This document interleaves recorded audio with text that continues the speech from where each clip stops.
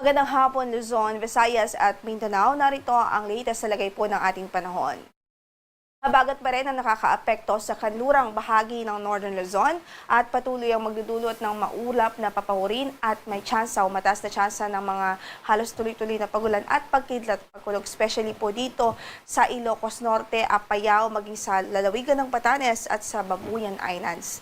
Habang sa Metro Manila at natitirang bahagi pa po ng ating bansa, mga kalat-kalat at mga panandali ang pagbuhos ng ulan naman ang pwede pong maranasan dahil po yan sa mga localized thunderstorms.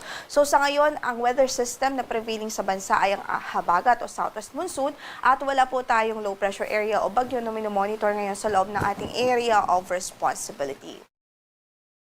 Para sa pagtayo ng ating panahon, asahan natin ang maulap na papahurin at mataas pa rin na tsansa ng mga pagulan at pagkidlat pagkulog dito sa Ilocos Norte, sa Apayao Province, maging sa Batanes at Babuyan Islands. So, possible po ay mag-persist yan hanggang bukas dito sa Ilocos Norte, sa Babuyan Islands at sa Batanes dahil pa rin po sa habagat. Habang dito sa Metro Manila at natitirang bahagi pa ng ating bansa o natitirang bahagi pa ng Luzon, asahan natin ang bahagyang maulap hanggang sa maulap na papahurin. Kung may mga pag-ulan man, ay mga panandalian lamang ito at mga isolated lamang o pulo-pulo lamang na pagbuhos.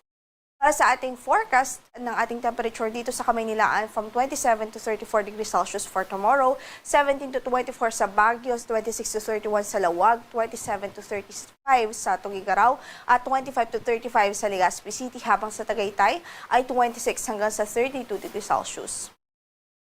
Sa Visayas at Mindanao, mananatili pong bahagyang maulap hanggang sa maulap ang papahurin doon. Hindi natin inaalis ang mga chances na mga localized thunderstorms. Frequent po ang mga localized thunderstorms ngayon. So saan man ang ating lakad ay huwag hong magkalimutan magdala ng payong o mga pananggalang sa ulan. Sa Puerto Princesa City, 26 to 33 ang inaasahang maging agwat ng temperatura, 26 to 32 sa Kalayaan Islands, 25 to 32 sa Iloilo, 27 to 33 sa Cebu, 25 to 34 sa Tacloban, 26 to 32 sa Cagayan de Oro, sa Davao City ay 25 to 33, habang sa Zamboanga ay 26 to 33 ang inaasahang magiging agwat ng temperatura.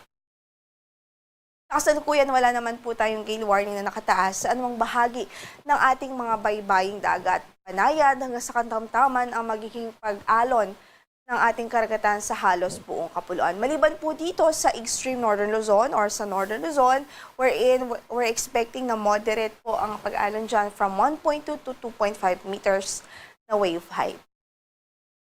In the next 3 days o kaya dito naman sa Sabado hanggang Lunes, para sa ating weather outlook dito sa Kamaynilaan, still po ay bahagyang maulap hanggang sa maulap pa rin ang papahurin natin. Kung may mga pag-ulan man ay mga panandalian, pagbuhos po ito at mga isolated, yung mga pulu-pulong pagbuhos ng ulan dominated by the localized thunderstorm. So dito sa Kamaynilaan, 32 o 25 to 32 degrees Celsius ang inaasahang magiging agwat ng temperatura sa weekend hanggang sa Lunes. Sa Baguio City naman ay 18 to 25 degrees Celsius ang magiging agwat ng ating temperatura at bahagyang maulap hanggang sa maulap pa rin ang magiging kondisyon ng ating kalagatan. Sa Legazpi City, may mga localized thunderstorms lang din ho tayong inaasahan any time of the day ho yan. 25 to 33 naman ang inaasahang magiging agwat ng temperatura doon. Sa Metro Cebu ay bahagyang maulap hanggang sa maulap ang papahurin na inaasahan. Same with Iloilo City at Tacloban City from weekend up to Monday or Lunes. Asahan din natin ang mga localized thunderstorms any time of the day. At 26 to 32 ang inaasahang magiging agwat ng temperatura sa Metro Cebu. Sa Iloilo ay 25 to 33 degrees Celsius, habang sa Tacloban ay 25 hanggang sa 34 degrees Celsius.